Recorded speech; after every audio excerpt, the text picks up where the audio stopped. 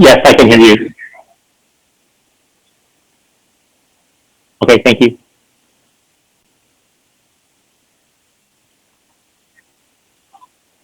Yes, I can hear you. Yes.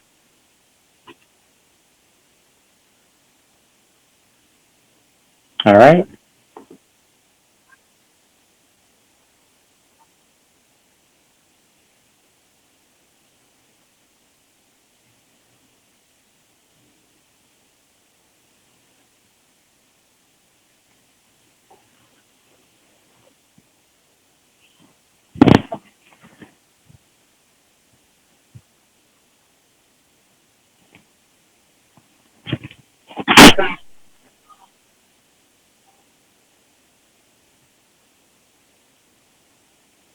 Okay, sounds good.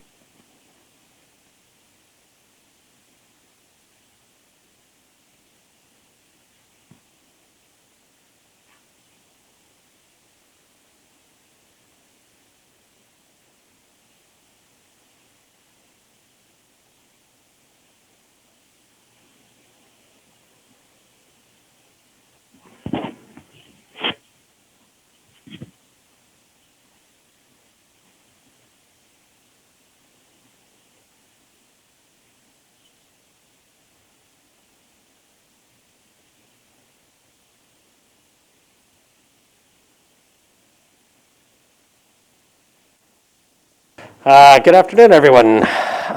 Let's get started. Raymer and David are remote today, so they are on the phone with us.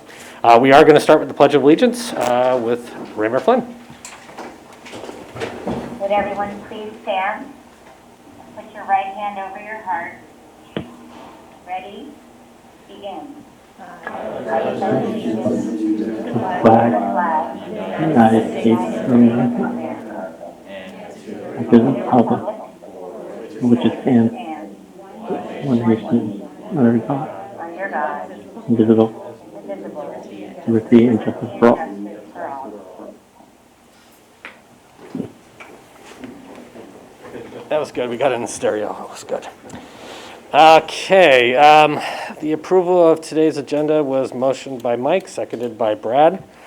Conference with labor negotiators. We had a discussion and direction was given.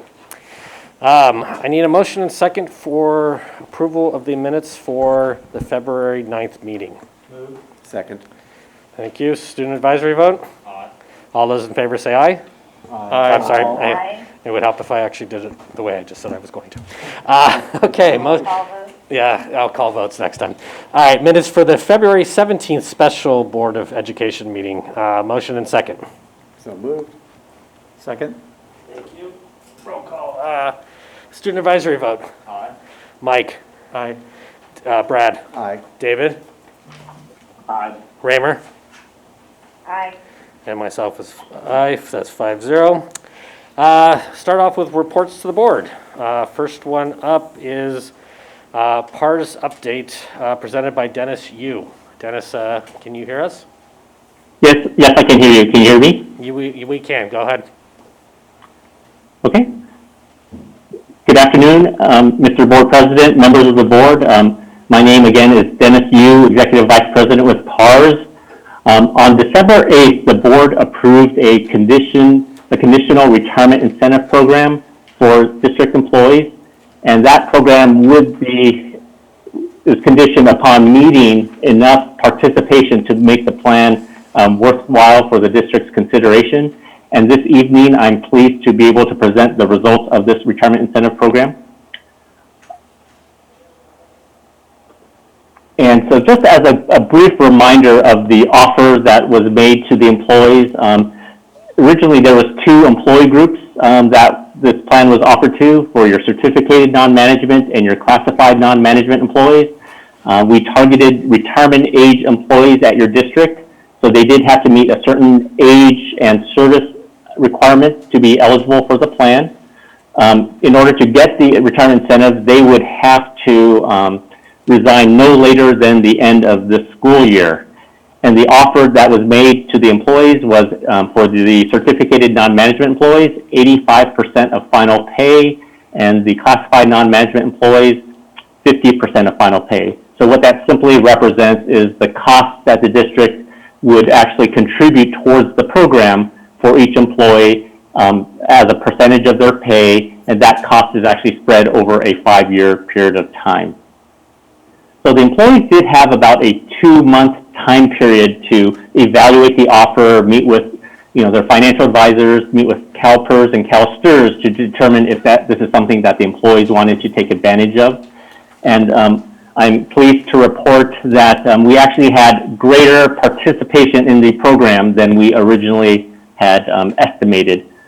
So in total, we did have a total of 43 employees at your district that have signed irrevocable letters of resignation wanting to actually participate in this program. So 22 of them were your certificated non-management folks, 21 were your classified non-management. As you can see by the average age in service in particular at 23 years of service, we're getting those employees who've been at your district for many years, and that actually means that most of these employees that are participating are actually at the higher end of the salary schedule. And that's a very important concept because of the fact that when we do early retirement incentives, what we're trying to do is to create some salary differential savings between the retiring employee and the newly hired employee. And hopefully the goal is to not only is that savings enough to pay for the cost of the plan, but also to generate some additional savings for the district. And so again, by having, again, more employees than we anticipated, that actually did bode well for the program.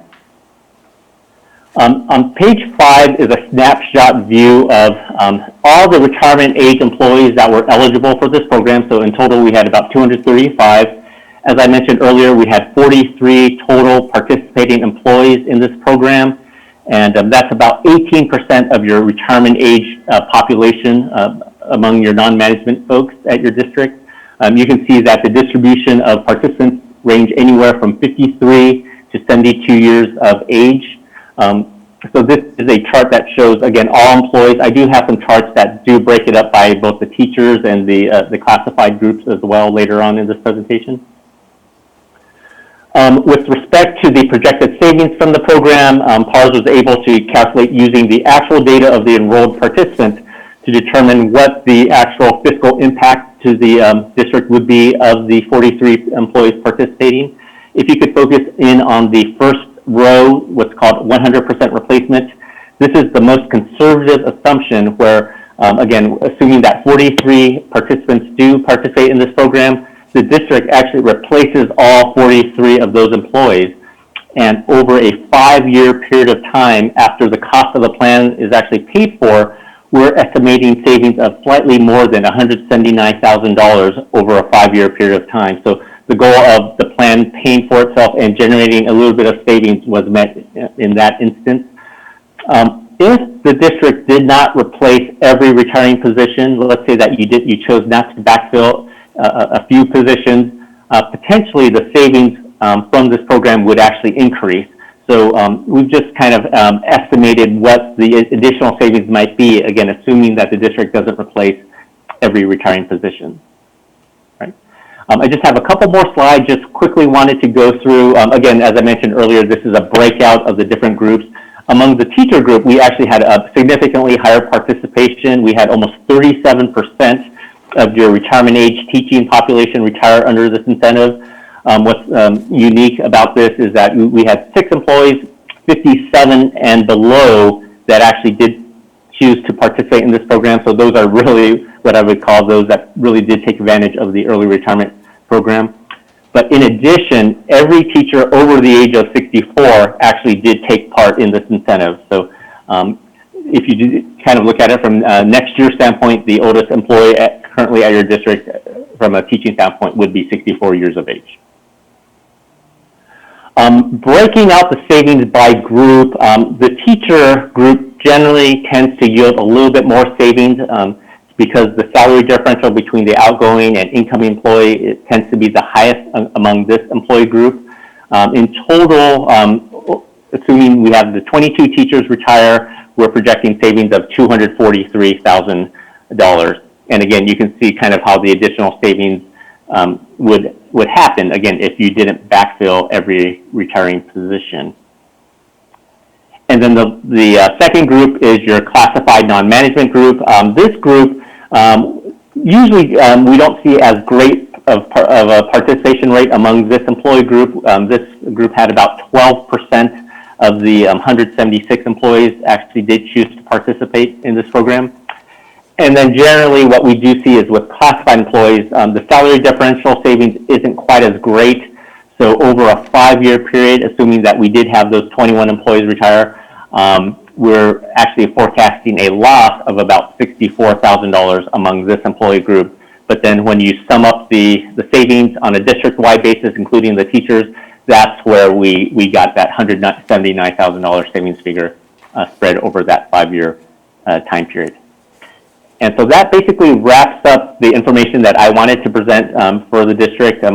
I believe later on in the agenda there is a decision whether or not to either move forward with this incentive or not, but hopefully this provides you with some information to help hopefully make that decision. And I'll be happy to answer whatever question the board may have.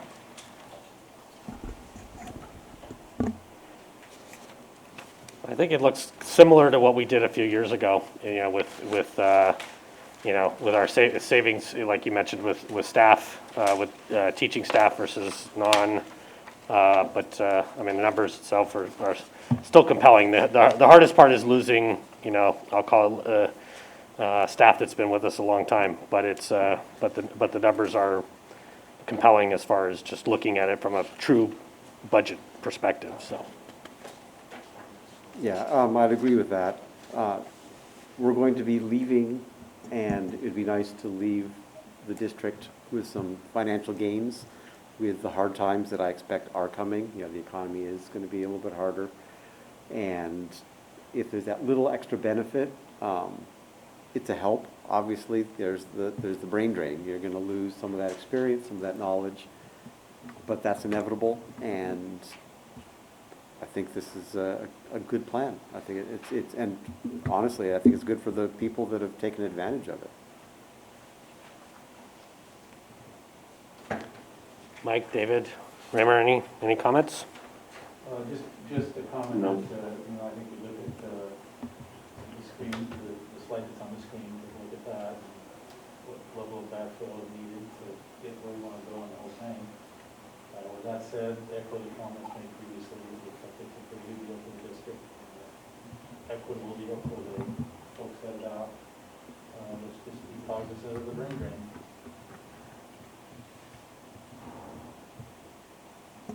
Okay, not hearing anything else. Dennis, thank you very much for your time today, and thanks for the analysis, and I'm sure staff will get with you. Great, thank you. Have a good evening. You as well. Okay, moving on to 7.2, Joseph Boardwine, our new RUHS athletic director. Come on in. Oh, hang on, I think Derek's doing a little adjustment there. Move some wires.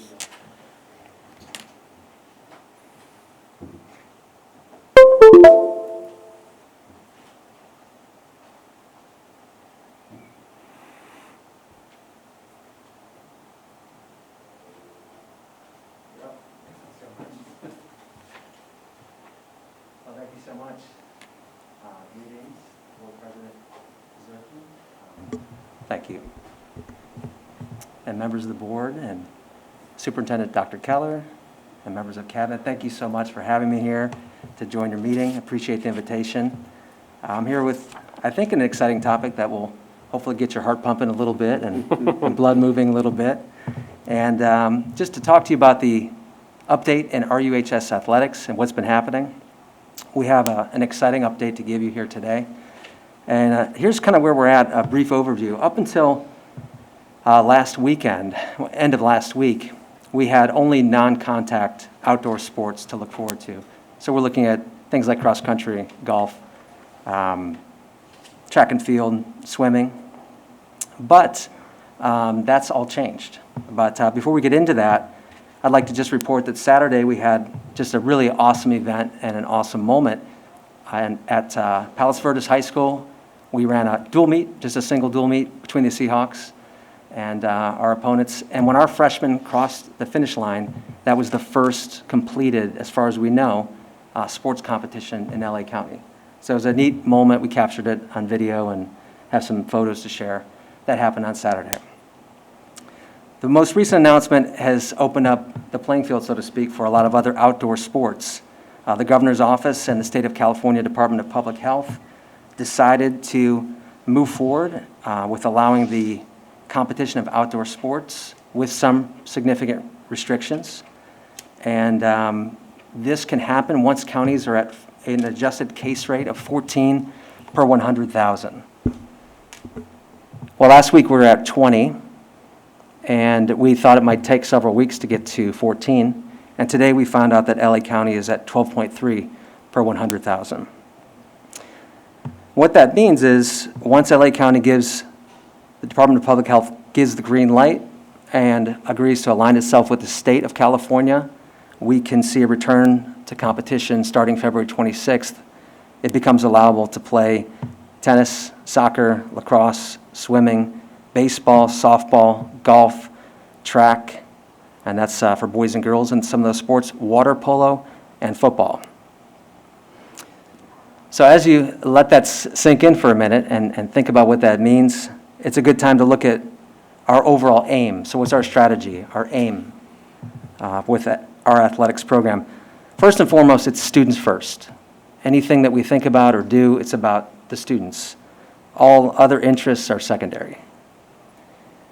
We think that we should try to offer the full breadth of opportunities that the county will allow in a safe way, as measured by meeting all the health department guidelines and recommendations. And we'll be looking to find like-minded competition in the area. As we look at the events we might conduct or visit to compete, there are significant guideposts that will lead us in the event management protocols that will take place for each sport, and they come from the governing bodies, California Department of Public Health, the LA County Department of Public Health, and the CIF. In addition to that, we have probably the best way to think of it is think tanks or think groups at the head coach level for each sport that are communicating about how to best conduct these events, and also those ideas are shared at the AD level, and the ADs are communicating about how to best conduct these events, and that's shared upward to the administration. We'd like to, if possible, be in alignment with the other schools in the league as best we can, so that no one is out on an island or interpreting the guidelines in a way that is just far different than someone else. So there could be some differences, but we'd like there to be some uniformity. There are some testing requirements with the sport of football and also with water polo, and we're investigating the best way to meet those requirements, and have had some very successful conversations with Beach Cities Health District, including conversations today that make us feel really excited that this can happen. As we look at the way we'll conduct those events, we also want to think about how we might evaluate the events and their success or areas for improvement. The way that we'll do that, and our leadership team will have conversations and significant meetings with sport-by-sport head coaches. Also, we will continue to have Bay League sport-by-sport head coach and athletic director think tanks to share feedback about how it's going and what could be improved. And finally, we'd like to also visit with our student athletes. And I said earlier, it's really about them. So we want to know how it's going from their perspective. And so the Flock Athletic Alliance is an example of a place that we'll visit a little bit with. They have 2 reps per sport, just to see from their perspective how it's going and how we might improve. Well, with that, that's a lot to swallow at one time. I just wanted to give you an opportunity to ask questions, and I'll do my best to answer them. I think it's ultimately good news. I mean, I heard on the radio coming in, they were saying that cases since January 1st have dropped over 91%. So we're definitely in the right trajectory. But, you know, for me, getting kids back on campus and, you know, involved in sports again, and just brings, it's starting to normalcy. So, you know, or continuation, I should say. But that's great. Did they address spectators at any of these sporting events? Yes. There's some language about observers and it's pretty general. So that's something that we'll have to look at. And I- so, go ahead, complete. I could give my opinion on it. Sure. It's my opinion that we should, first and foremost, take care of the students. And there may be some sports where it's just not realistic, maybe all of them in terms of a management standpoint and being able to make it all happen. I'd like to focus on aiming for what we can do at the highest level and then build off from there. 'Cause I can see the students most particularly, as well as the parents of the athletes wanting to watch. For sure. So we need to make sure that they can be safe, follow the guidelines. And you said that there are testing regimens for the contact sports. Yeah, the testing information is what's required is very general. And then the way that each district can achieve it is up to it's up to them. I thought it was we've explored a couple different places. One is beach cities because it's so close. And being an LA County, testing site, we thought that might make sense. But there's a lot of ways it could go. Yeah, I would hope each cities would partner with us on that. But, definitely, for contact sports, like, especially football, definitely want to keep these kids safe. Are we looking at shields, face shields, anything, stuff like that for competition? I know in the pros, they talked about it, but the players didn't like it. Mm-hmm. But, Yeah, it's being talked about robustly. It's the face covering is not a requirement from the way it's written in that particular sport. But it's highly recommended as much as possible. So that's something. These are the kind of decisions that when you look at the guidelines, you look at CIF. We're looking at that and talking with our coach and what makes the most sense. Some of the information I know that Joseph has provided to you in your weekly Friday update also notes that we have 2 different seasons. So the conversation about like water polo and football is a very short-term conversation because they're not allowed to play all throughout the spring. So it's a very shortened, right? Water polo's Yeah. got like a few weeks left. and- Yeah, it ends March 20th and football ends April 17th. Yeah. It's part of season So 1. it's just quick decisions, but smart decisions. Yeah. And Joseph, if I could just say, welcome. It's a challenge to take on the job of athletic director in normal times. It's unbelievable how challenging it must be under these times. So thank you for taking on the challenge. I'm excited to see that we can do a return. I'm glad to hear the orientation towards focusing on the students. That has to be the students first. I would just ask that maybe we have also some, Dr. Keller, we can gear up with the principal and everybody to provide a little more guidance on the spectators. Would hate to see the students do so well and then see the spectators, drop the ball here. And turn these into spreading events. And so if we could just, and I understand that it's moving fast and we're probably not getting a huge amount of definitive direction from the health authorities, but, if we could, kind of close ranks around our athletic directors and director and coaches and be sure that we're doing what we can. It's interesting because Raymer, who's on the call here, we communicated today, and one of the things I'm saying, if there's spectators for athletics, then that's got to open up a bit for graduations. So it'll be interesting to see that correlation moving forward. So I'll keep my eyes on that. I'm on the graduation subcommittee, so I think there's some parallel universe here. Yeah. Thank you for the welcome. I'm happy to be here. I know it's a crazy time to be doing this, but I'm really thrilled that these fine folks invited me to take on the challenge. I do have one question before you leave, coming from the speakerphone. Thank you for this fabulous presentation, and I know all this information is breaking, some of it even as much as today. But once there are decisions about which sports are coming back and the dates of and times of those shortened seasons, will those be on the RUHS athletic website, or how would parents of sports, people participating in that sports, expect to hear? I have an anxious daughter too that wants to know. She's excited. Absolutely, yes. The season start dates and conclusion dates will be on our website, yes. Thank you so much. Yeah, you're very welcome. Thank you, and welcome again.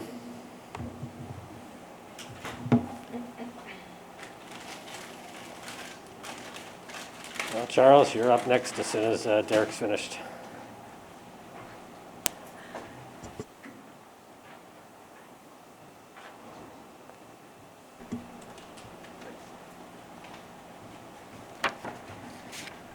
Hello everyone. So I have a few reports from ASB this week. So this week we ran a virtual homecoming.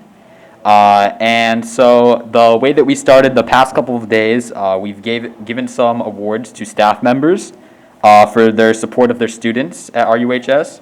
And we've awarded individual students as well for community service and athletic awards. And additionally, we're supporting small businesses during this time as a class competition to add the school spirit. And this Thursday, this Wednesday, we're going to be having club recognition awards as well. And on Thursday, we are going to have a spirit competition, and senior t-shirt distribution will be happening that day as well. And then finally on Friday, we will have senior superlatives being announced on that day as well. So are there any questions about that? All right, thank you. Thank you, Charles. Dr. Keller. So, good afternoon. I'd first like to welcome somebody we're all familiar with, and that is Dr. Tanaz Bruna, our new Adams Middle School principal, is here as she gradually transitions to Adams and leaves one of our great elementary schools to lead us. So, Dr. Bruna, say hello. Thank you. Good afternoon, Board President Serkin, members of the board, Dr. Keller and Cabinet. Thank you for giving me just a few minutes to express my appreciation of your recent appointment of myself to the new principal position at Adams. I'm obviously very excited for the opportunity. Toledo was definitely my home away from home for 7 years, and I just want to take a minute to say thank you to the community at Toledo who was just so supportive of me and the staff, and then transitioning over to Adams, feeling very welcomed, and it's been great. So my transition has been slow, but it's going great, and it's been nice to be a part of both an elementary school reopening and now a middle school reopening. So that's definitely an experience that I'll never forget. But I appreciate your confidence in allowing me to make the transition at such a unique time of the school year. So thank you so much. Thank you, Dr. Bruna, and she will be at Toledo as we welcome our students back. Moving right along here, just wanted to share, Brad Serkin here, Raymer and I were able to visit some of the TK2 classrooms from afar at Alta Vista and Lincoln. We wanted to go say hello to our newer principals there last week, and I would just say this is a welcoming site, a great site, and I just want another thanks to our staff, the entire staffs at those school sites and all of our sites that have reopened. Really have dug in and put safety first, and as Joseph, our athletic director, shared, I love it. Kids first, that's what it's about, that's why we're here, and let's stay focused on that. Over the next couple days, we'll see third grade return, and we have our third grade teachers working hard to reopen our schools, and we're looking forward to having them back. And then, as you know, fourth and fifth grade, some of us very excited about that. The following week, and I want to remind you that staff, district office staff, middle and high school administrators as well will be at the reopenings of third grade, fourth grade, fifth grade to assist with the arrival of parents and families to drop off their lovely children, and we're excited to be there. And it also gives our secondary folks a chance to see how that process works, and so that's very helpful, and it gives us all a happy moment to watch our kids come back to the school site. I did want Dr. Wilds to just kind of update us on sixth grade, because that seems to be the never-ending challenge, reopening sixth grade. Yeah, thank you, Dr. Keller. So we wanted to provide the board just a brief update around our return to sixth grade students to campus. So as a reminder, the announcement that came from LA County Department of Public Health was that even just a week ago? to return our sixth graders to campus was provided under the elementary guidelines, which restricts actually the period-by-period rotations of our students and teachers. So we're in the process of working alongside our teachers union and our middle school teams to finalize an interim model for our families until such time that Los Angeles County can move into the red tier and LA County Department of Public Health will change their guidelines to accommodate the needs of our secondary students. Late yesterday afternoon, a letter was sent out via email to all middle school staffs and all of our sixth grade families, providing an update on our planning and our anticipated start date. Our goal is to provide our sixth graders who will be brand new to campus. And remember, we sometimes think of these sixth graders as seasoned secondary students, but they're not. They've never stepped foot on these campuses. They will be brand new, and our goal is to provide them with 2 on-campus learning opportunities a week, allowing them to become familiar with the campus, learn where the restrooms are, as well as to experience socialization with their peers. We're going to provide further details, will be communicated out to families next week, and we look forward to seeing our students on campus the week of March 8th. We're just excited for all these kids to come back, and we appreciate everyone's patience. Thank you. Kind of continue on here.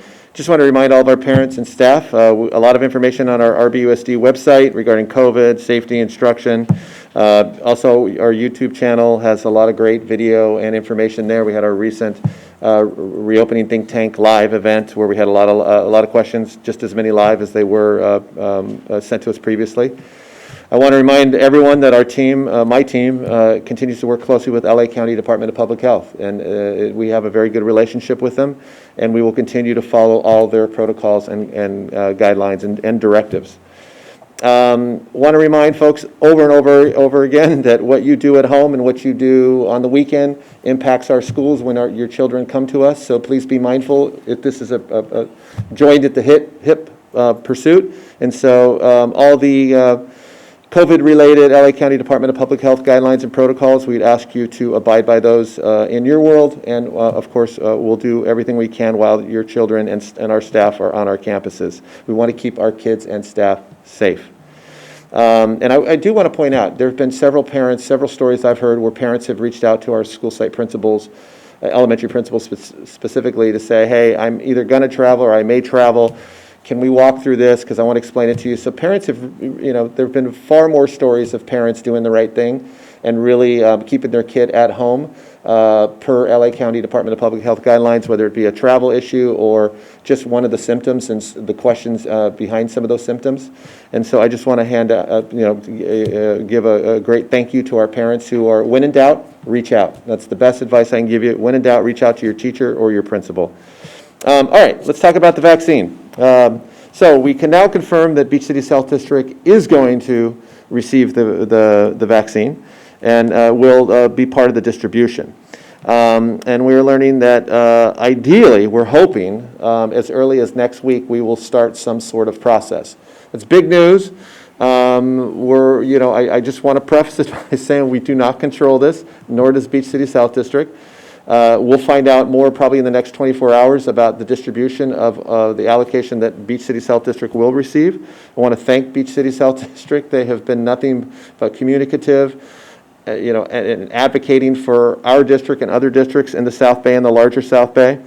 So we are creating a priority list. And so what I do want to share with you is this is what I'm going to show you. I'm a little nervous because no matter what happens, somebody's going to have a question about something. So if somebody has a question about this list, please reach out to me because this is a list that my team and I have put together. And basically what I say about a priority list is it's pretty clear from Beach City South District that, for example, they'll receive, I'm estimating, don't quote me, I'm throwing out a number, don't hold me to it, and don't play this back 12 times.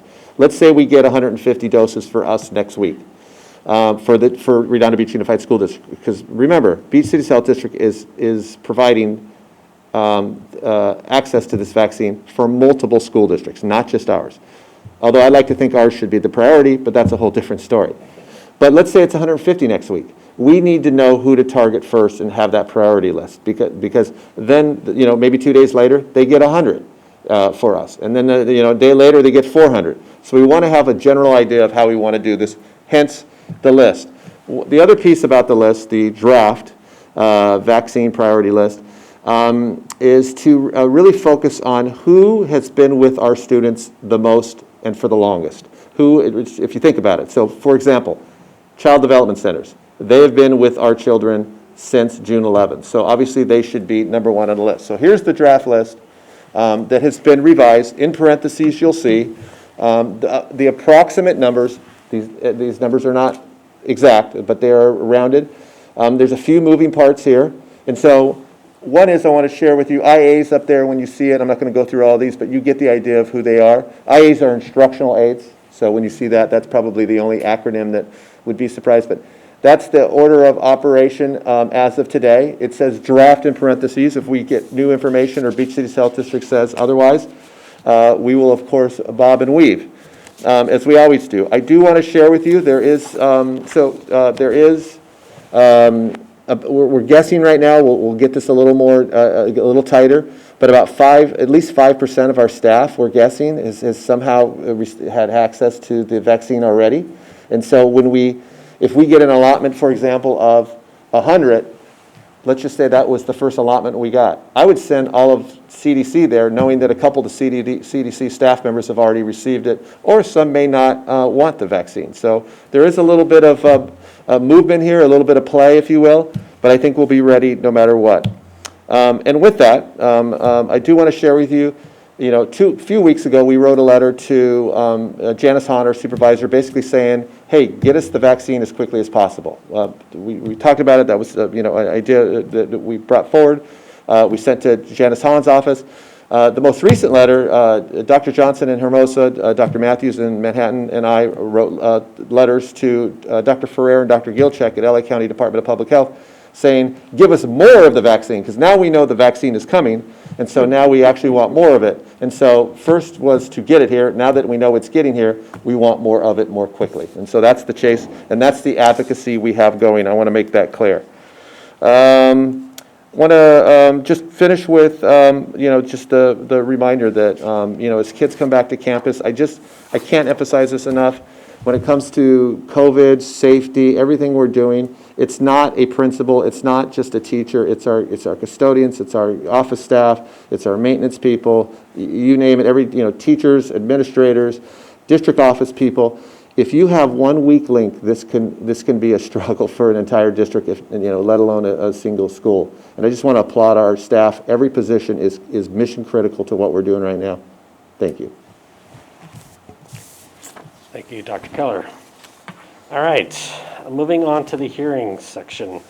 I do not have any, I do have 3 public comments, which I will read. Don't have anyone here downstairs that I'm aware of, so I'm going to read the 3 public comments, and then if there's someone, we will bring them up accordingly. Public comment number 1.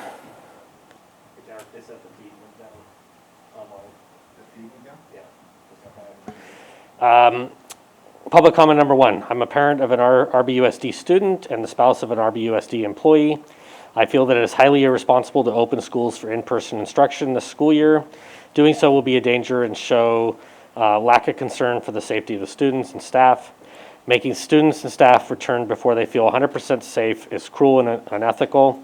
If you decide to reopen, both students and staff should get an option to continue online at the very least. Secondary schools should not be reopened until the fall due to large student and staff population. I hope you reconsider and do the right thing, the safe thing. Thank you for your time. Kurt Fuhrer. Number 2, I'm a teacher at Adams Middle School and was disappointed to receive the news that 6th grade was returning to campus. The CDC and LA County Department of Public Health do not realize the 6th grade can be taught at both elementary and middle schools. Adams students have 6 teachers, elementary students have 1 teacher. Secondary schools should not be reopened right now. During regular cold and flu season, 25% of my students are absent from each class period every day. In my 15 years as a middle school educator, this is the first time I've seen such a high student attendance, nearly perfect daily attendance. Why? Because everyone is safe at home. COVID-19 is highly contagious and will spread like wildfire in a school setting. Some students will take their masks off or wear them under their noses. Some students will not stay 6 feet apart and will be hands-on. I'm already stressed enough this year, and to monitor masks and enforce physical distancing is going to add even more stress. Please reconsider. Thank you. And last but certainly not least,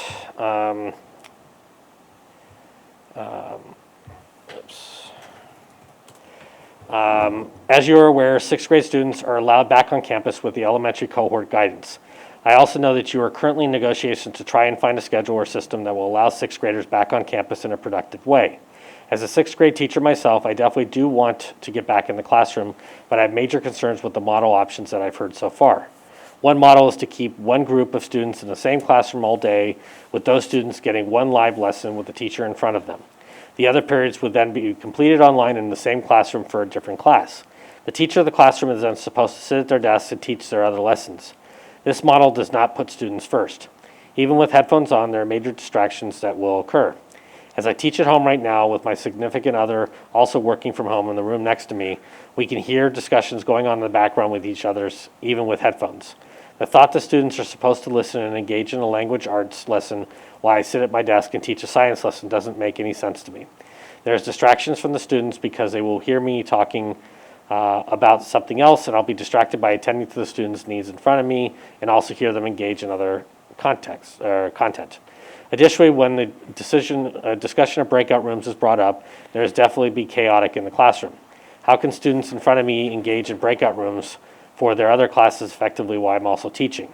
The room will become very loud with everyone talking at once, again, why I'm supposed to be teaching an entirely different content and lessons in front of me.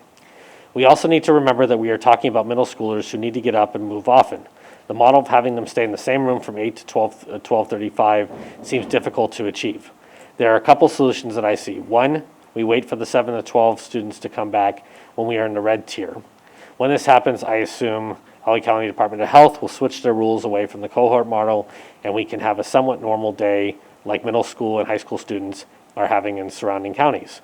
Two, if sixth grade students are required back on campus, potentially the teacher can move to a different classroom for the rest of the day to teach their other lessons. Or students are placed in a 7th or 8th grade classroom for the day, and 6th grade come back to their own classrooms to teach the other two periods. This would require subs, aides to monitor students in other classrooms, but you would still have the issue of breakout room noise, focus, and engagement. As we are all at home now, students can take breaks and sign off if they are done with their work. What break will students be able to have when lessons and instructions are not being changed essentially? Teachers are still going to teach the same, whether they are at school or not with the model options. So teachers are confused on how this will exactly benefit students. Lastly, please have the parents know exactly what they are signing up for before they choose to return their 6th grade students. Since there are many proposed options, it is only fair that the details are worked out beforehand before asking parents to make a decision. Thank you, Megan Crawford, Paris Middle School. Excuse me. I believe our feed is down. Ricardo, can we confirm the feed is still down? Do you want to take a recess? We can. Okay. That's fine. Yeah, apparently they can't hear. Make a motion. They can see, but they can't hear? Yeah, they can. No, they can't hear or see anything. They heard none of that. I had the YouTube feed up, so it's been dead since before we started hearing. Can we move to take a recess?